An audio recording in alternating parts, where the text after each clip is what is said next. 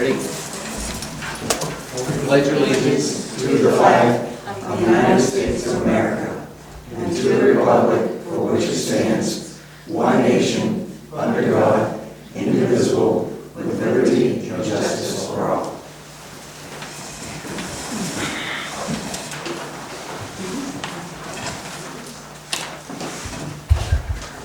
First order of business tonight is approval of minutes of the previous meeting of 5/16/22. Any additions, corrections, deletions? They be approved as written. Second. Those in favor? Take a second to sign them. Thank you. Selectmen's comments. Alice? No. Allison? I have, I don't know, 3, I think. One is, I went to the RCU budget validation meeting. Thank you, Opal, for signing in Woolwich people. There were about 16 people in the audience, all but about 5 or 6 of us were employees or somehow related to the school. So, the communications committee has put together a broadband survey, part of the grant situation. And so we're staffing a table at elections for people to just, to get an idea of what we have, what's the information what do people have for internet. We've also posted it online. Tommy also put a link on the website. But we were wondering so when we set up for the elections, we could have a table, because obviously if you're not online at all, you can't fill that online, right? So we could somehow figure out a table to put there. We also wanted to put forms at the front office, in the front, and so I'll get those taken care of. The next thing, probably the last thing, is I met with Bill Potter and Helt and somebody from the Backwater District and Steve Bosch, the alewife harvester, a couple of weeks ago at the fish ladder, because it was really slow in getting fish to come up, and they were trying to brainstorm how to get more fish up the ladder. They have had not a great harvest this year, but also subsequently, so they closed the harvest a couple of weeks ago, but subsequently the fish have started going up the ladder. So it may end up being something better than they had expected. Bill is also starting to see runbacks. For 100 years down there, the gates all staggered, and that allowed the little fish to come up and rest before they went up to the next one. And with the eggheads designed this one, they lined all the gates right up. And those fish are just not, they're not salmon, they're just not strong enough to swim up against all that water going down. I don't understand. And I was up to the Damascotta one the other day, and their gates are all staggered. Yeah. I just don't understand why they can't just turn every other gate around and try it. I mean, they could try it for 2 days, and if it didn't work, they could always put them back. Well, Ruth is going to organize a visit with DMR to come down there, because there are some good rules of thumb for doing that. Bathwater District's response was, fish are getting up the ladder, and anyway, I'll keep you posted, and I'm sure Bill will keep us posted, but it did improve after, I don't know if it was the temperature or whatever warmed up, so that's right. You could say. Bill? Nothing. All I have is, first of all, fire EMS, whoever put the flags up from Memorial Day, that was really nice. They were up before then. The light that got changed downtown at the tennis square, it was an LED bulb that was bad and flickered, and they put a new one. And then Kim has heard back about the security camera, and I think she's gone ahead and put it in motion for out front. Yep, we talked about, I don't remember the exact dollar figure, but it was what we agreed to do, I guess. Okay. And that's it, I guess. I have a couple of things. We were awarded a safety grant, the Ed McDonald Safety Grant, $3,000, and we'll be replacing the tile in the front office The closet, bathroom with slip-resistant flooring, that's out in the lobby. All the items in the front lobby will need to be removed along with the items in the closet. The toilet will also need to be removed. We've had several people slip on that floor down there. That floor can be very slippery, especially in the winter time. So we're going to put in a better flooring. Basically the same stuff that we have down in the planning board room. The other thing is on June 19th is now a federal holiday, and since it falls on a Sunday, it will be observed on Monday, June 20th. The town office will be closed, and we'll move the select board meeting at the old townhouse to Tuesday, June 21st. Public comments. Now's the time to talk to us about anything that's not on the agenda. If it's on the agenda, please wait for it to come up. Debbie. I wanted to echo Jason's thanks to the fire department for the flags and also for putting in the propane detector in the meeting house. Thanks. Actually,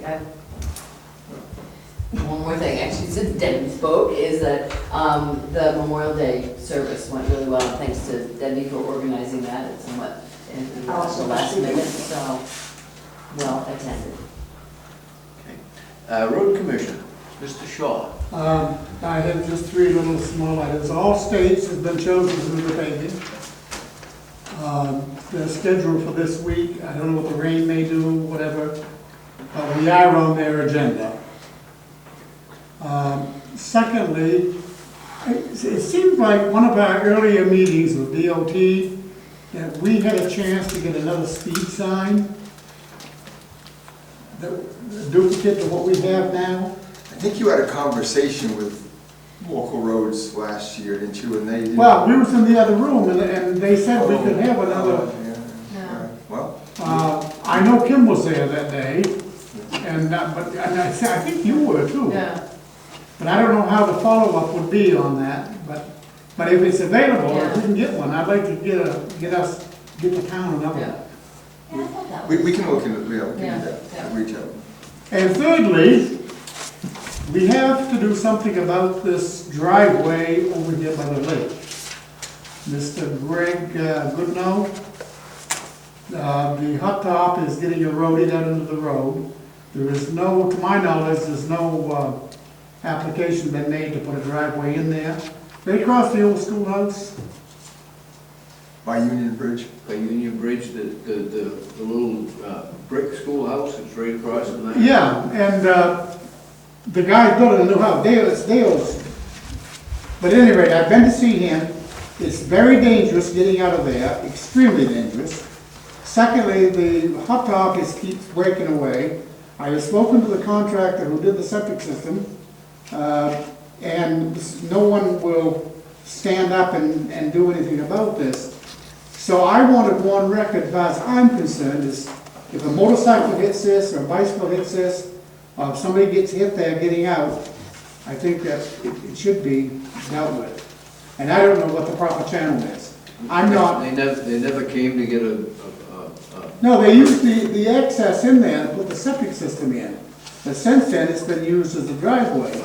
I stopped to see this young fellow one day and told him, I said, we gotta stop this, and we're losing the road.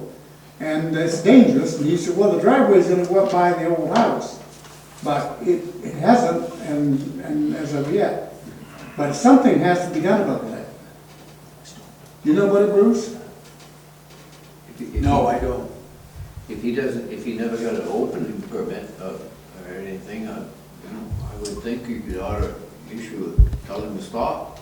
Yeah, but I don't really have, what are my tools? I can't drive over there and say, you can't use your driveway anymore. I mean, there must be some way to deal with this. I don't want to cause the guy a problem, but, it's got to be dealt with. And Dale's aware of the situation, and... Do they have the sight distance? I mean, is there... No, it's very dangerous. It's extremely dangerous coming out of there. You're right under that hill. As you top the hill, the driveway is right there. There's no way it would be allowed. If they had come to me for an entrance permit, it wouldn't pass muster with the sight distance. I think we should send them all out. No water, no. Send them a letter, or? I mean, I don't wanna cause a problem for the people, Is that but right? if somebody gets hurt because of the hot top is What broke, enforces that, the road?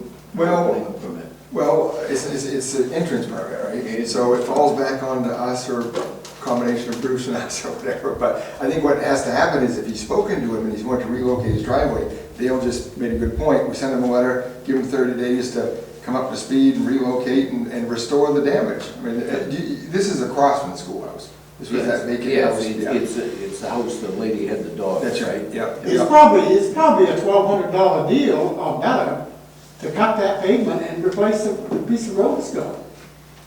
And, you know, I mean, Well, plus, anytime we've had anybody here logging busting up the road, we've always put a stop to it, so I don't see why this would be any different. well, I think the guy, his intentions are probably good enough, they just a little bit slow. I think you ought to put his new driveway in and stop using that, Bruce, do you know the order of events? And it appeared that they were going to retrofit the existing house and do the septic, but then they gave up on the house and built a new house, or garage house. Do you know anything about the? No, I don't, not without researching it. But Tammy looked and we haven't given any entrance permit there. I know when they did the septic system, Aaron Giroux did it, and they just went in and, you know, made their access in to put the septic system in. But that was one thing, perhaps, but it just, Who should we have write the letter?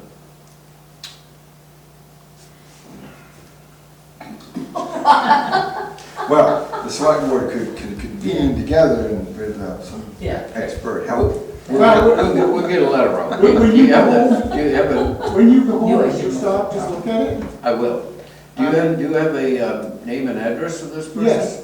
You do? It's Gregory and Katie Goodnow, 505 Old Stage Road. We have a, Bruce, we must have a file, all right, tax map and lot, we can get all that. But they got permits. We'll for get, house. we'll get a letter out, maybe we'll hand deliver it. Yeah. Okay, Yeah. we'll take care of it. Anything else, Jack? Nothing, no. Okay, thank you. Codes office, Bruce. Since the last meeting, I've issued 4 building permits, one for a stick-built cape, one for a modular cape, one for a large barn, one for a relatively large shed, 2 subsurface wastewater permits, and 2 internal plumbing permits. In addition to policing some code issues that you're aware of, that pretty much covers the gamut. Okay. As you know, Bruce, the select board reached out to the DEP, and we met with a, I can't say this guy's name, it's Luigi Pizzuti? Pizzuti, and he's an environmental specialist from the Maine DEP. He was here at 9:30 this morning, and we went across the street and looked at Mr. Baker's operation over there, because as you know, we had you send him a cease and desist order, because we said he was running a commercial operation on a residential lot. He sent us back a letter saying he wasn't, but that is, as far as the DEP is concerned, that's our problem, is commercial use. But what they did say this morning, and he sent it to us in writing, Mr. Baker is operating an unlicensed wood storage area. Mr. Baker is using material generated off-site for fill at the property, and some of the fill material is not clean fill. And Mr. Baker has placed more fill material in the wetland located on the property. And he sent us all the supporting documentation of what he's not allowed to do over there. And he also says in here that Mr. Baker will be advised to cease and desist from hauling any more wood waste, chips, and other debris he's using to fill the property. He'll be given 45 days to remove all wood waste from the property. If he fails to comply with the request, he will be issued a notice of violation, and enforcement action will be started by the Department DEP, state. Even if he does remove all the wood waste from the property, he may still face an enforcement action for possibly filling a wetland without a permit from the department. And this gentleman, he doesn't do the wetlands part of it, so he has emailed all of this to a guy named Eric out of the Portland office that does do the wetlands. So, we're going to move on from there. And our concern is that you issued a cease and desist order to him, and he basically just ignored it. He's still doing what he wants to do. So I think we should follow up with another notice from you, telling him that he is sending what they call a 10-day notice. He has 10 days to stop, or we will take him to court and fine him. I mean, we've told him to cease and desist, and he's ignoring us. Yeah, me personally, there's no doubt that it's a commercial operation. His rebuttal letter that was written didn't make any, I don't know, the rest of the board read it, but it didn't make any sense. And I think that's my position too, Bruce, is what, the cease and desist, even if he was right, means he has to stop until we iron it out. And do you agree with that? I do. And it was never observed in the activity today. The letter that he wrote in response was not satisfactory. I have no problem writing him another letter telling him that we've reviewed that response and find it invalid, and that now you have 10 days. The best thing was, while the gentleman from the DEP was here, we were sitting downstairs in the office, and he said, well, look, the loaders were moving. So he got up and walked over and he watched them load a truck. Actually, they loaded 2 trucks with stuff. And they also pushed more stuff out into the wetland. So, and it was nice to have the fellow from the state DEP here when that happened. Do you want to touch on the bluff? Yes. The other thing is, we talked to the town's attorney today about the Bailey Bluff area down there. And as we told you downstairs, she wants you to go out and visit them again and see if they will sign the consent agreement. And if they don't, we're going to have to reach out to the attorney with the findings of that, and we're probably going to end up in court with this. It says in this consent agreement that they are supposed to start doing the landscaping that we require them to do, and they shall contact you and let you know prior to any replanting, and the town's forester. And they also, replanting may not be commenced without prior approval from you and the forester. And a report shall be provided to the Codes Enforcement Officer no later than October 1, 2021. So they've kind of missed that deadline by quite a lot already. So we have, you know, I mean, they were supposed to pay us $30,000, and at one time they had worked out a payment plan with us on that, and we've heard nothing. So we've got to jump onto the Bailey Bluff thing again. I've had that mentioned to me by half a dozen people that go up and down the river, and they all say to me, how's that guy get away with that clear cut? I mean, everybody knows that you cannot clear cut right to the water's edge, and they did. Even after you told them to stop, they kept cutting. So we've got to enforce that. It's pretty hard to enforce it anywhere else in town if we don't enforce this. Right. And well, the attorney was very specific that it's a state law, and even if those folks can't afford, you know, we have to enforce it. We have to keep going. So that'll keep you busy for a little while. Yes, it will. Okay. I have one quick question. If somebody wants to put up one of those blue business directional signs, do they need to go to the planning board, or should they just get in touch with you? No. No, they have to go to the state, and the state requires that the town approve it, and I have approved. If you're talking about the Osprey or whatever it is, then yeah, that's all done. No, this is for an organization, Means for Ship, want to put one of those signs for the visitor center. And I said I would. So, okay, so they know that part. I just didn't know I didn't need to go to the planning board. Thank you. And Bruce, would you for the record touch on the Western Road? I have been touching on the Western Road for the past 6 months.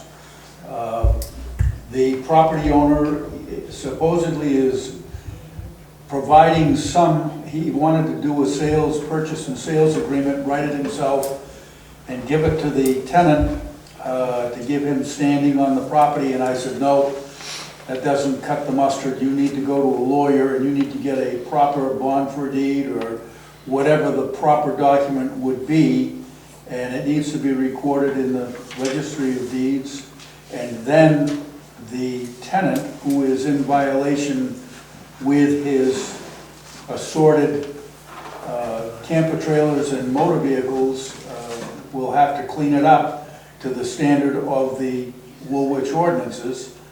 And I have written a notice of violation to the owner, which is what prompted his attention to the issue. But I think that it is his intent to comply. He has purchased a subsurface wastewater permit last week, and that's step number one. Number two will be for the tenant, who will have hopefully some standing and interest in the property, to come in and get a building permit for either placing a modular, mobile, or stick-built home on the property.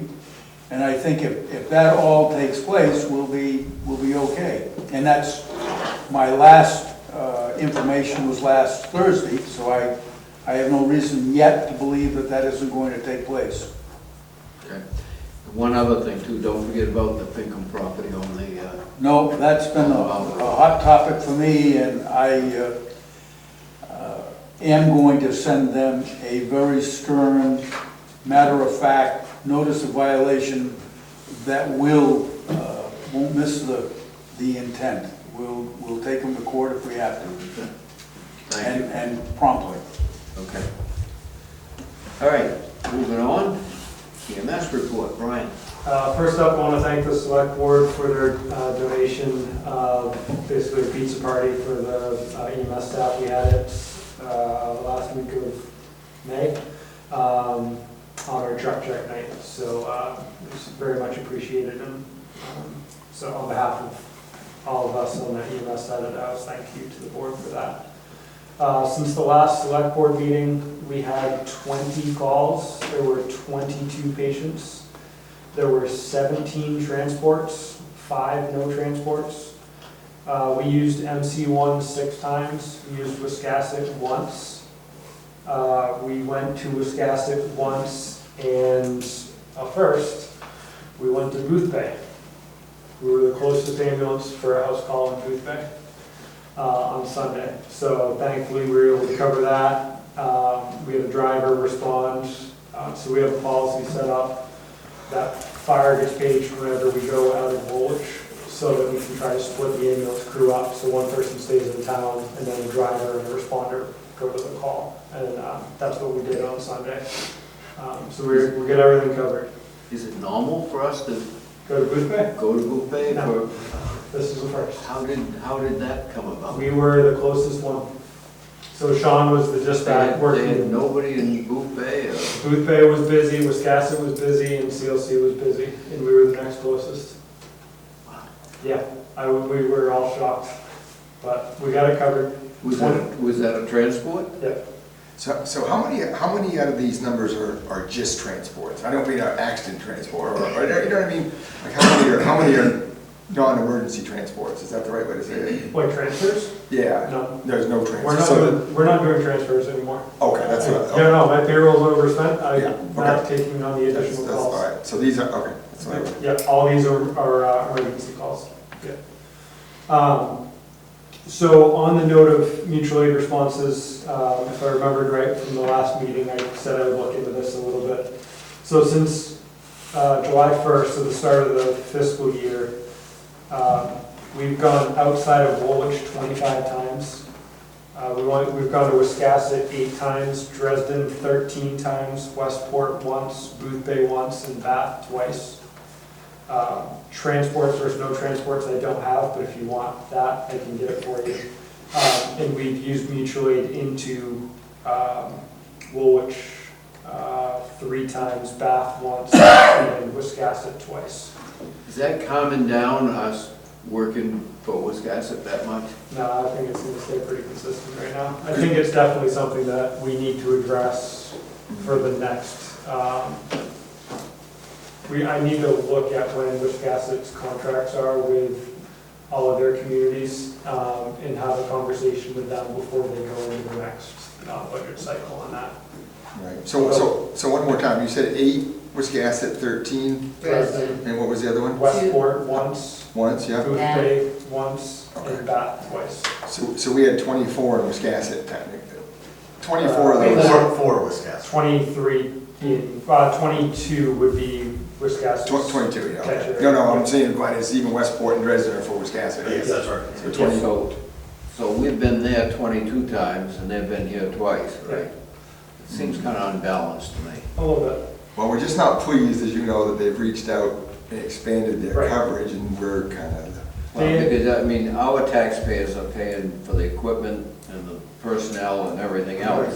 So, you know, at some point, we're gonna have to be like Bath. We're gonna have to start charging, you know, I mean. Yeah, and like I mentioned We can't last, keep wearing out our equipment and our personnel. right, Uh, and like I mentioned last meeting, I think where we have our most traction on that is with the no transports. If we're able to bill for revenue and do that, I'm less interested in billing, but for the no transports where we're burning fuel, we're using our equipment, man hours, all of that, and not able to get reimbursement through insurance for that, I think that, well, and then it also, Yeah. if it goes to a 50% collection rate though, and 50% of those 22 right, don't pay, right, that's a factor. But then the other thing, and this is just me, but I wouldn't want to send a false support message to Wiscasset. right. Like, you're doing all this, but don't worry, I mean, yeah, we're all about mutual aid, we're all about helping each other, but,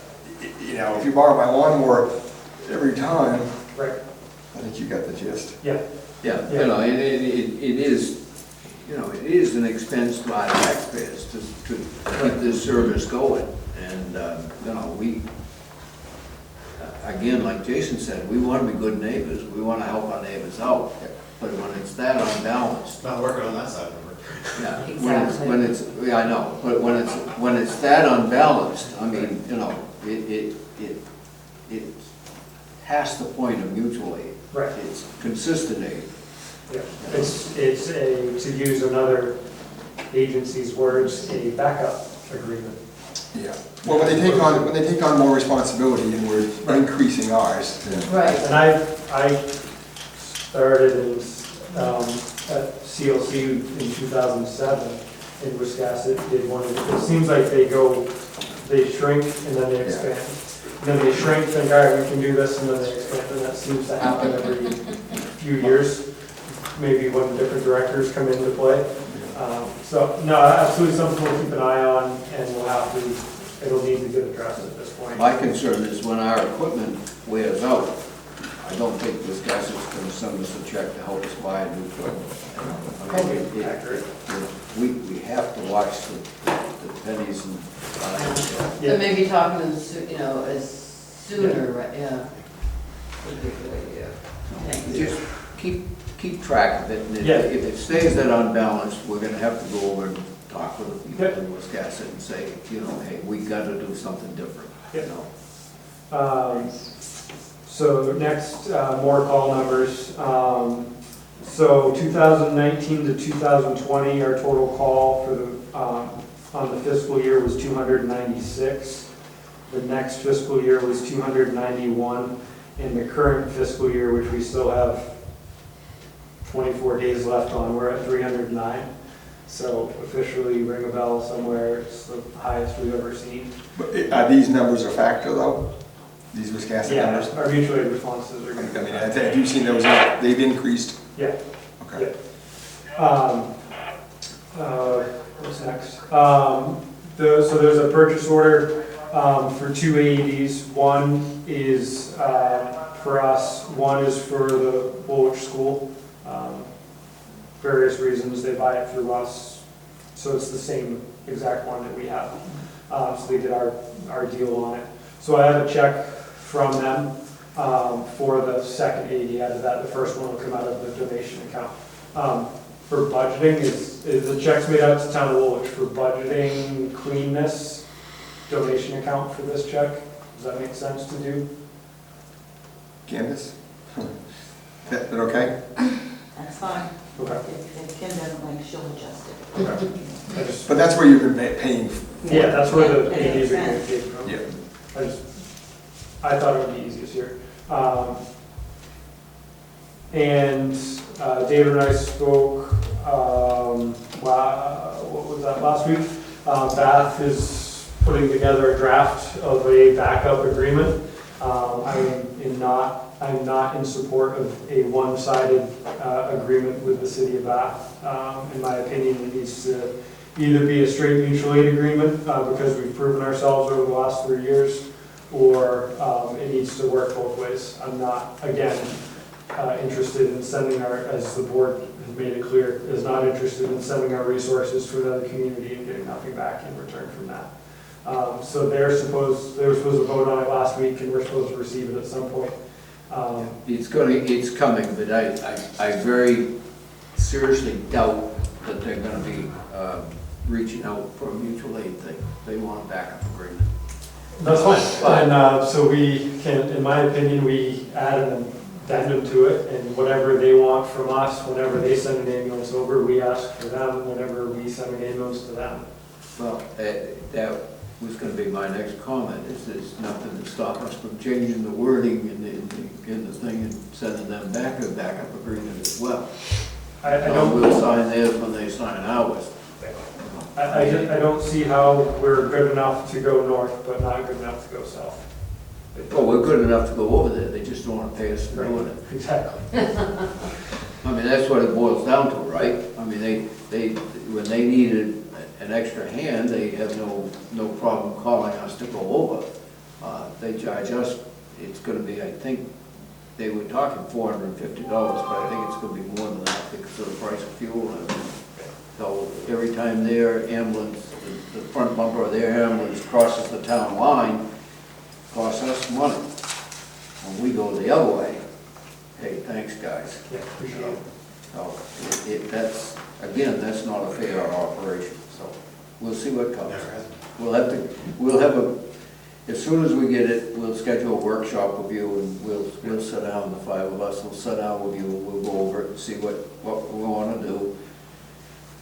And I may go over and reach out to, I don't even know who the chairman of the Bath City Council is now. I think it's still Aaron Parks. Yeah. Sean and I were going to go over last week. I tried talking to the city manager, and I got nowhere. I was Aaron's gonna- a friend of mine, maybe two of us can go if you want. I was gonna go, Sean is going to go over to meet with Buddy about the fire side of things.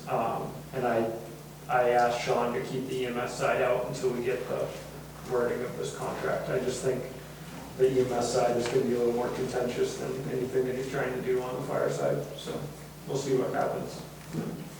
That's all I have. Okay, anybody have any questions? Okay. Fire Chief, Sean Merrill. How you doing, Sean? So apparently I didn't tell him it was first and third Mondays, which I know I told him it was first and third Mondays, but he says I did not, and he is stuck in Brunswick with a carload of freezer stuff. So he called me and said, come over, but he said he will promise us to be here the next week. Except the next Monday meeting is actually a Tuesday. Okay, can somebody tell him that? I don't think he's on the email list. That's what. Yeah, so I think that's why. Yeah, if he gets on the email list and gets some, because we're gonna be up at the old townhouse Okay, yeah. on that Tuesday. Well, he has to drive by there to go home, so maybe put a big sign on the wall that says, Sean, be here. Yeah. It's funny, I was in the bottom of the boat and he called me and I said, I'll go over, and then I got here and Brian was already headed down. So we did a couple of mutual aids to, since we last met, I've been busy. A couple of mutual aids to Richmond for station coverage, and one motor vehicle accident, fire alarm at the Dairy Queen, had a outside fire call that turned out to be a campfire. The house fire on the Middle Road, which we knocked it down pretty quick. quick, did a good job. All the crews did a good job. Somebody actually showed up put on an air pack for the first time in 2 years.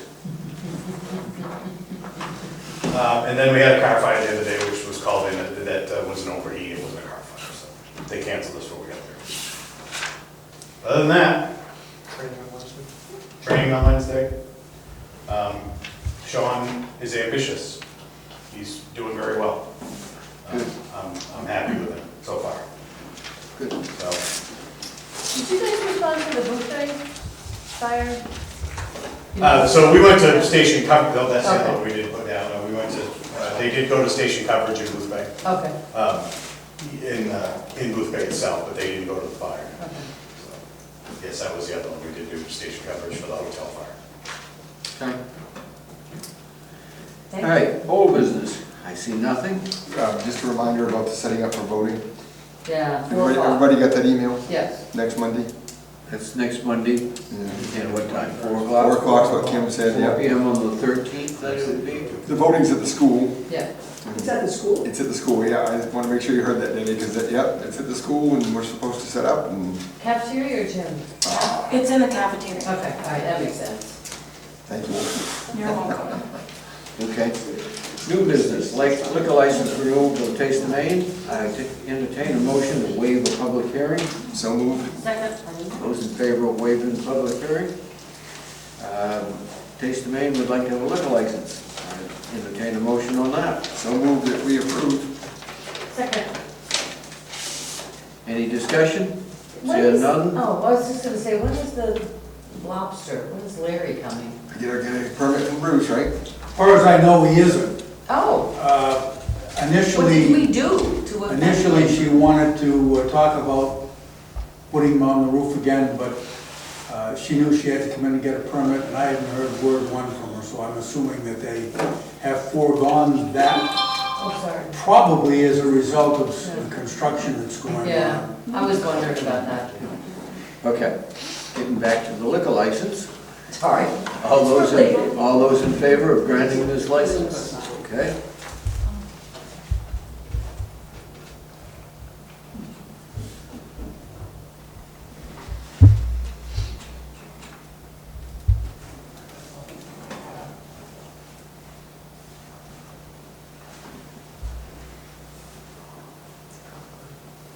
Pass it down. Safety grant acknowledgement, we've already done that. I did that at the beginning of the meeting. Lissa Bitterman. Hello, everyone. Hi, Lissa. How are you? I'm good, how are you? Nice to see you all. Thank you for having me. Sorry about the mask, I take care of my elderly mom, Well, so. I want to speak very quickly on behalf of some of the members of the board that we did not return. I did get a call at my home, and I want to say I apologize. Apparently, I'm the only one who Well, answered. I think that we had thought that you were soliciting for, with all due respect, that we thought that we knew you'd moved on from Eco Maine, and I think we thought that there, and I didn't get back to you. I think you got a message right on. It is absolutely no problem, I know everybody's busy, and with Allison, the phone number that I was calling was going to some, I think your. Yeah, she actually had my home number, which has been disconnected. Yeah, so I figured everybody, I don't even know if messages got through, so not a problem at all, but as a former recruiter, I know how to hunt people down, so I just kept going. Be persistent. I appreciate you giving me some time today. Should I just kind of jump in on why I was reaching out to you? So I am with a new organization. It's a New Hampshire-based company called Apparel Impact, and it's kind of a play on words. It is a apparel recycling company, or by apparel we mean clothing, shoes, accessories, bags, sheets, and towels. And the company, we have about 100 customers right now in Maine. We have over 750 in all of New England and New York. And there's really a big push to expand the footprint in Maine out of a priority of diverting textile waste out of the solid waste stream.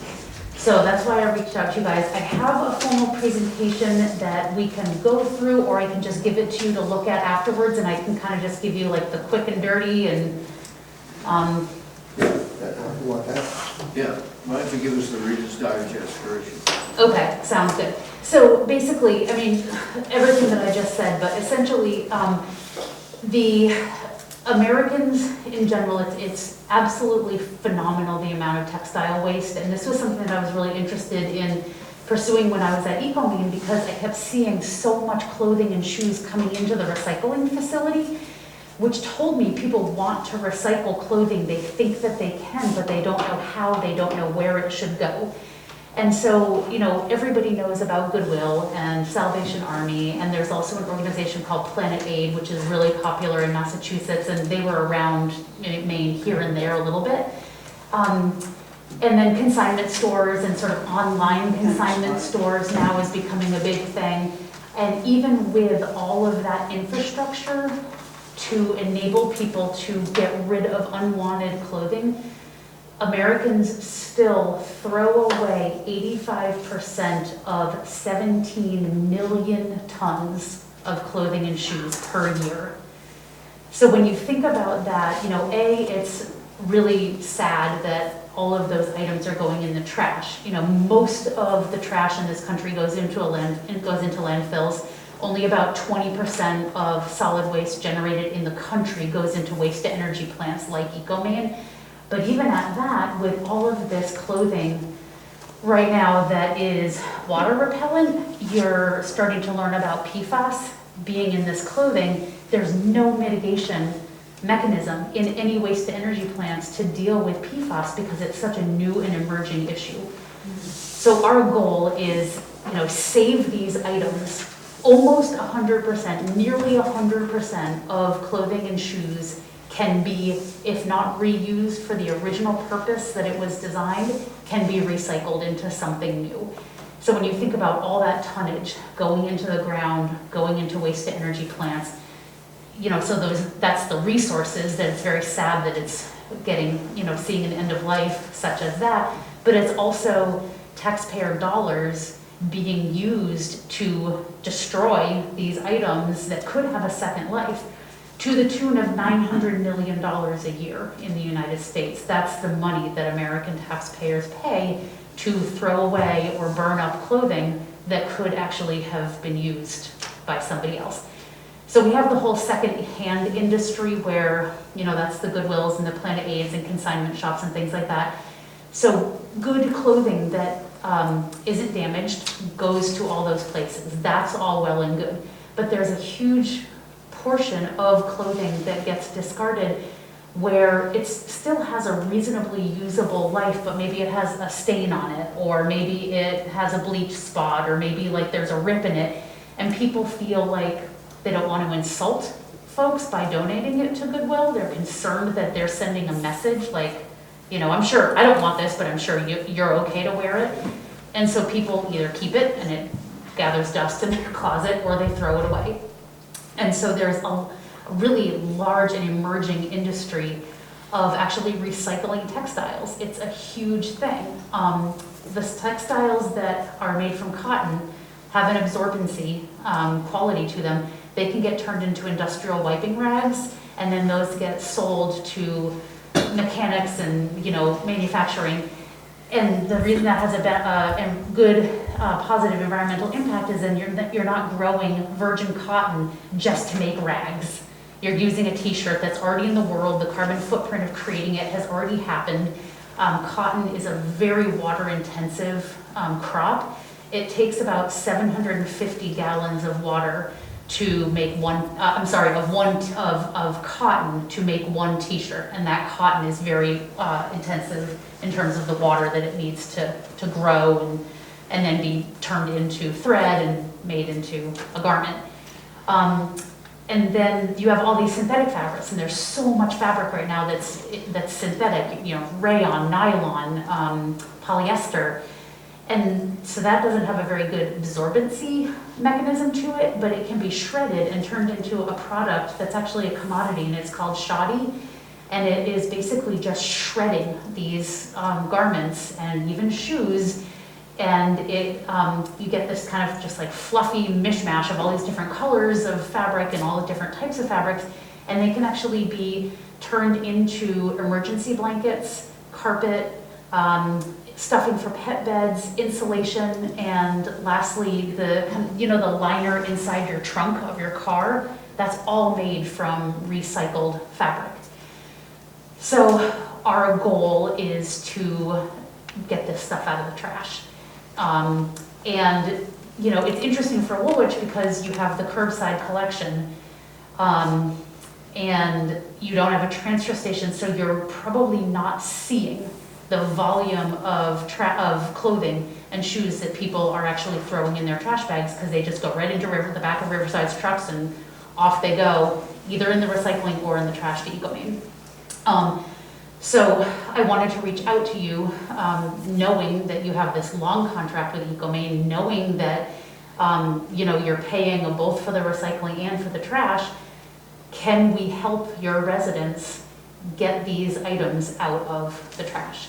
So basically, we have textile collection boxes, almost identical to the ones that you would see for Salvation Army. It's actually in this presentation. They look like this. Basically like a really large mailbox for the camera. So they are able to keep all the donations dry and secure. And we will place the boxes really anywhere that a municipality feels like is convenient for them. Transfer station is a very obvious spot, a really good spot. But these boxes are all over the place. They're at town halls, they're at schools, they're at gas stations, they're at amusement parks, they're at churches, they're at, just on and on and on. They can be placed really anywhere because weather isn't an issue. They get service once a week and it's free. So it's a way for us to, basically show up in a community and say, hey, we're here, we want to help you get these items out of your trash, and we're going to put them to their best and highest use.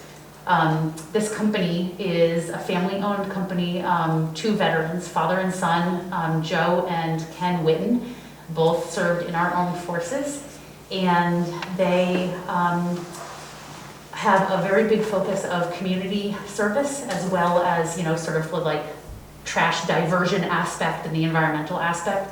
So they partner with the Easter Seals. We give over $150,000 a year to veteran organizations and 501c3 nonprofits.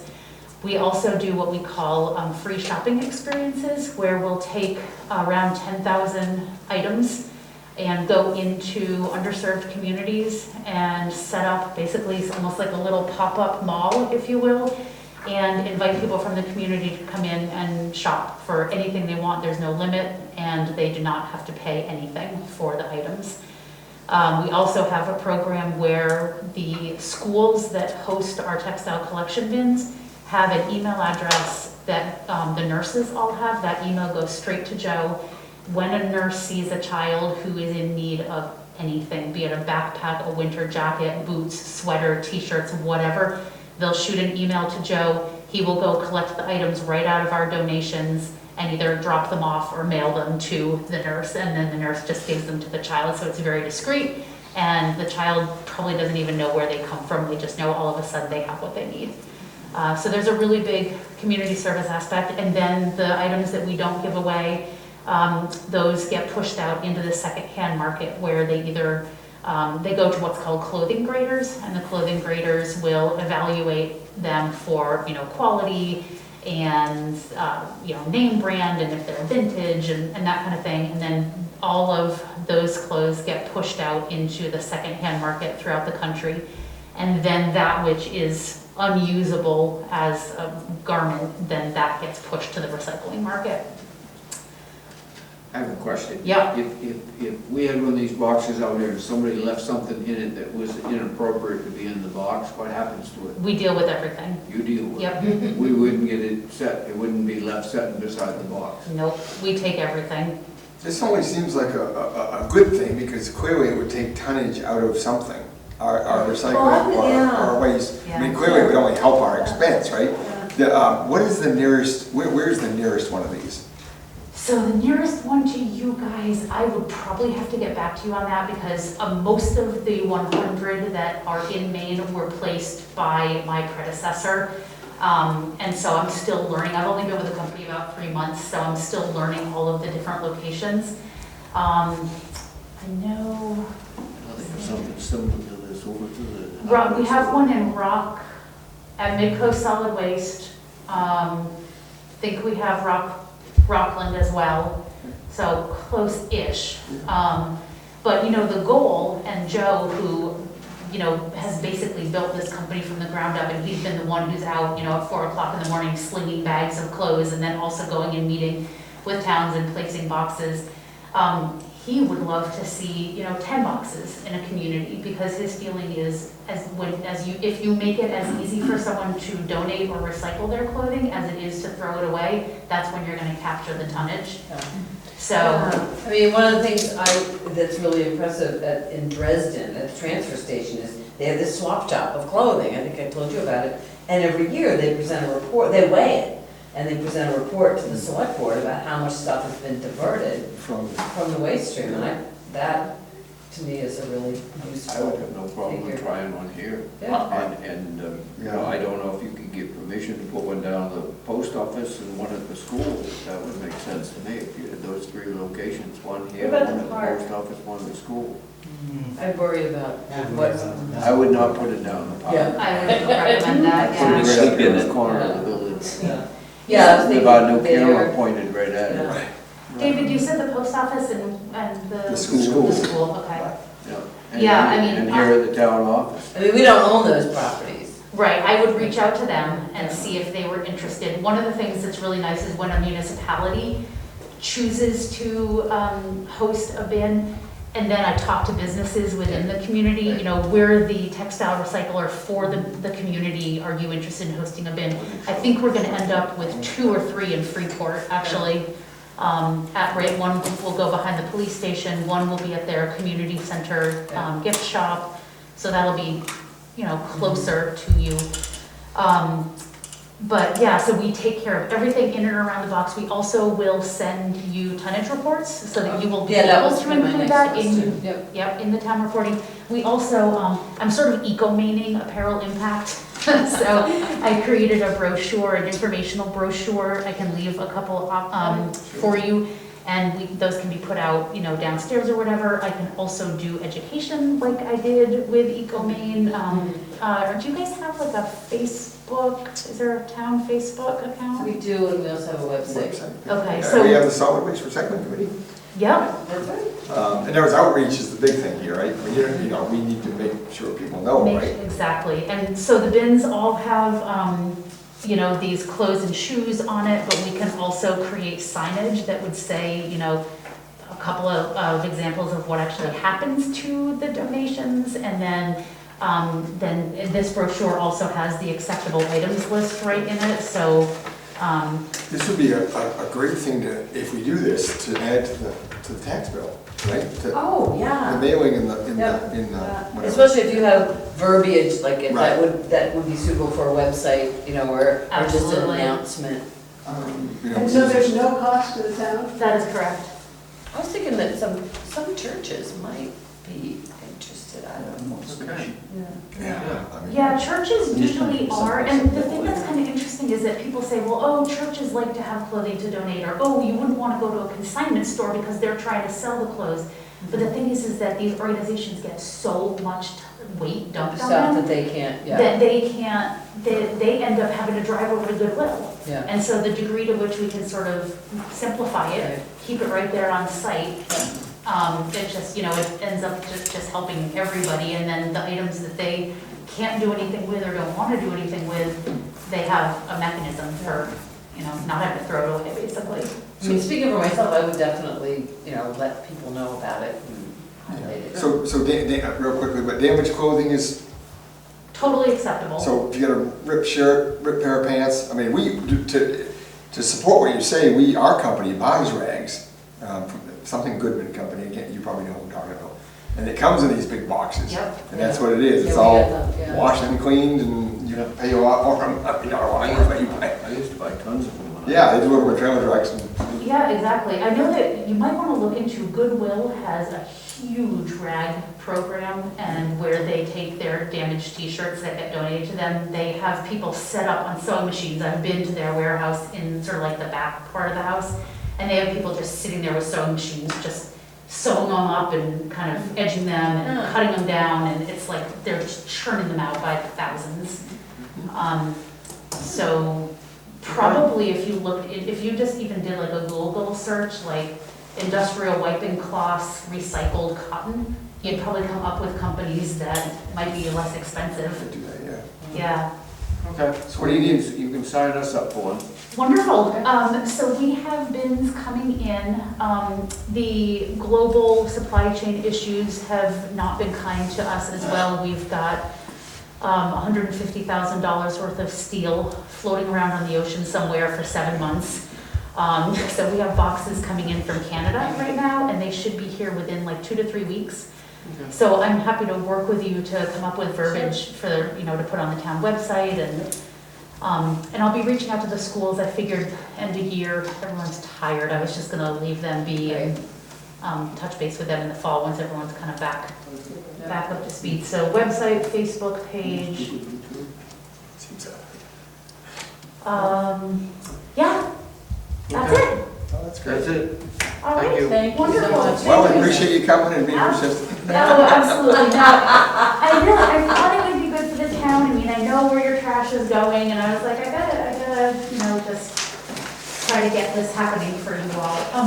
Do you need more? Yes. Yes, okay. Yes, that would be Thank you great. very much. So who should I talk with about language for the website and? Kim, when she's Kim's on on vacation vacation this week, but she'll be back next week. Town administrator, Kim? Yep. I'm trying to remember who was our town administrator when you were Yeah. here last. Was it Katie, or was it? Suzette? Suzette. I think it was, Lynette? it was Lynette. Lynette? No, it was Lynette, and then who was her replacement? Suzette, right? Yeah, Suzette, then it was Katie, right? Right. Yeah, it was Katie, who I think I worked with last, but, And, yeah, so here's some examples of the brochure and the presentation. Should I just hand it up to you? Yeah. Thank you very much. Thank you so much. I'm really excited nice to to see be you. working with you all again, absolutely. And I'll be in touch, and we'll go from there. Okay, good, thank you. All right, moving on. I've already, Deborah Foss could not come tonight, so she'll probably be here next week. But I have some of the information. I have some of her information. Okay, I didn't expect to be presenting or anything, but the Fosses and Tim and Gayla T want to have their property off the, I think it's the East Hedge Road. Anyway, which is not suitable for anything. They've been approached by a solar company to put a solar array there. It can't be done because that is zoned rural, and commercial activities in rural areas don't fit in our ordinances. So the question has come up as to what's the best way for them to handle that. Is it by petition? And they have a petition draft here, which I'd be happy to give to you, and they're ready to pass it out if you think it's the way to go. And or should we create a committee, such as was done with the marijuana ordinances, that would be a small group that would work together on creating an ordinance for the town of Woolwich that would allow solar displays in certain rural areas with the proper restrictions. So I have a question. I would be in favor of it going to a petition. Well, so the question is, what is the petition, does the petition ask to, so if they get all these signatures. It asks then for an what ordinance happens? to be created. Okay, which means that, Or it's really an amendment to the planning ordinance, right? Ultimately, okay. to allow our, Okay. read the So other it's side of basically, this. Right, anyway, all amendment, yep. Yep. Which will offer. so assuming they get signatures, Yes. we would either ask the planning board to do it, or ask that, or maybe set up a committee to write this. Was there a petition for marijuana issues No. before that committee was created? I don't think so.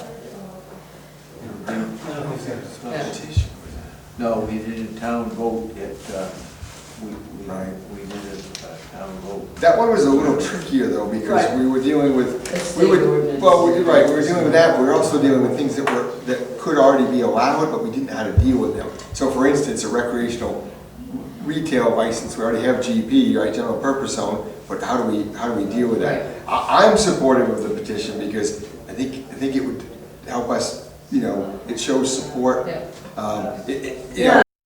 On the appropriations table, and it included state incentive funding for farmers to keep agriculturally active. There may be some issues related to that, according to Gayla, I don't know, that could affect us, it could affect the town. She wanted to know what new property taxes would come from solar development, and would that fund farmer initiatives, and all this stuff that I don't understand, but, Are solar farms taxable? They're not Not taxable. right now, we can't tax solar farms.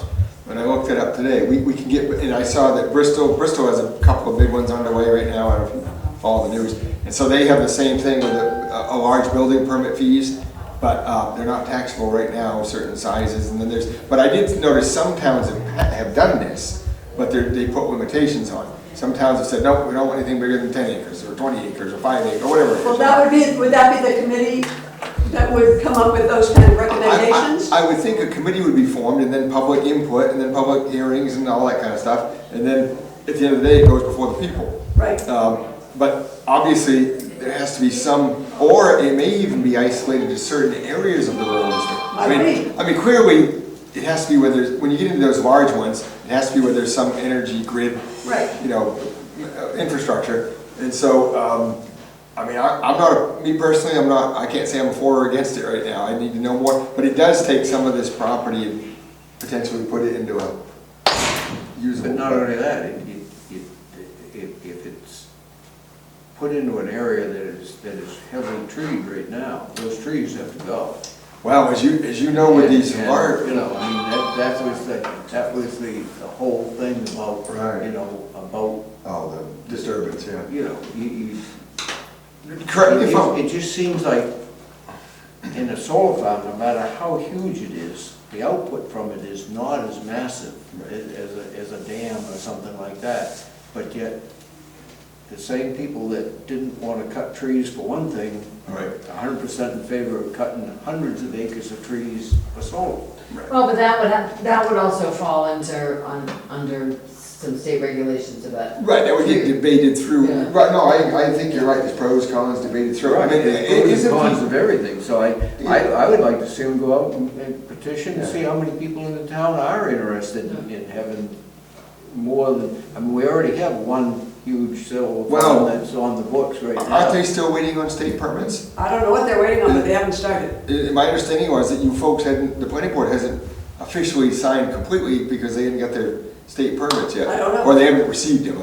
I definitely support the petition. We were asked even under the marijuana thing, why can't you, well, if they can have a big building for cultivation, why can't we have a big building for storing boats and charge people? And we get into this whole, what's right and what's, Anybody know where Over here. the license It's is right ended up? Oh, yeah. Gotta put it back in the envelope. So it's safe for me to let the Fosses and the Teagues know that it's okay to start with the petition, and then what about, what about a committee? Well, let's see what, Once this is see what submitted to happens. us. Yeah. Well, do you want to have them come back in 2 months with the results of their petition, or how will you know? Oh, I think it's whenever are they gonna get the required number? I have no idea what the required number is. 10% of the last gubernatorial, isn't that what I we? think so. Yeah. Yeah, so 200 and... Opal? 220, you were asked this, weren't you, at one point? I believe that the number of votes that would be needed, or petitions that would need, signatures needed for the petition would be like, I think it was like 175, I believe. Okay, is because of what the would be last needed. election, right? Yeah. I would have thought that would have been bigger than that. Yeah. 10% of the last. But we can get an exact number if they will. And then, and remind them that it needs to be valid to get more. But that would give us a chance to judge how many people in town are interested in pursuing this. Yeah. And So then you'd go to the And then at committee. that point, if they're successful with their petition drive, then what we could do is we could put it to a town-wide vote, and then we could set up a committee after that. And I wouldn't mind it, but I would like to see it have some, I just wouldn't want to see hundreds of acres of trees cut down, for the amount of electricity that these things produce. Yeah. So you're talking about an additional step beyond through this, because this is just asking us to write an ordinance. So you're asking, if we get these signatures, you want to take this question to the voters. Well, I don't know, David, is that what you mean? Because when it talks about writing it, if we get a petition, wouldn't we form a committee and then write an ordinance and then? And that would go to the vote. Or we could have the planning board write. No, don't ask the planning board to write it. I like the idea that you did with marijuana, because it got more people involved Yeah. on both sides of the issues, and a select person and a planning board person and Yeah. people that care a lot for it and people that have questions. Yeah, I agree with what Debbie just said. It would, let's see if they're successful with this, and then we'll go to the next step after that. Yeah. Sounds good. Do you want these back, Debbie? If you don't want it, I'll take it back. They're no more, I mean, they keep going. Opal has one, yeah. 183, 84, they'll get 100. Opal, they may want to have. I'm about to say, can I keep this Yes, one? yes. And then I'll get you the number of how many petition, signatures are needed. And they may want to be collecting next week, Okay. you know, have a signature thing. Oh, that's fine. All right. Final thing on the agenda tonight is Evan Holbrook would like to be on the Agricultural Forest Reserves Committee, the Road Committee, and Conservation Commission. I believe he's already on those. He's on all of them. It's a renewal, so a motion to appoint him to those 3 committees. So moved. Second. Those in favor?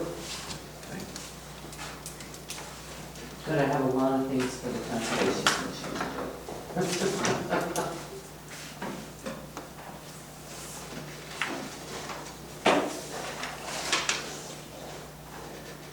Nobody has anything further? Motion to adjourn would be in order. So moved. Those in favor?